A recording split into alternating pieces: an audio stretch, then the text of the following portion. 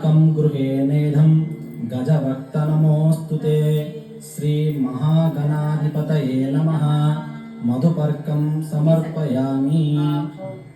ఇప్పుడు ఆవు పాలు, పెరుగు, తేనె, నెయ్యి, పంచదార ఇవన్నీ కలిపి ఉంచుకున్నాం కదా, అది ఇప్పుడు స్వామికి ఇవ్వాలి।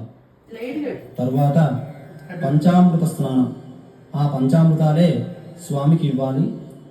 స్నానం పంచామృతైర్దేవ గృహేణ గణనాయక అనాథనాద సర్వజ్ఞ గీర్వాణ గణనాయక శ్రీ మహాగణాధిపతయే నమః। పంచామృత స్నానం సమర్పయామి।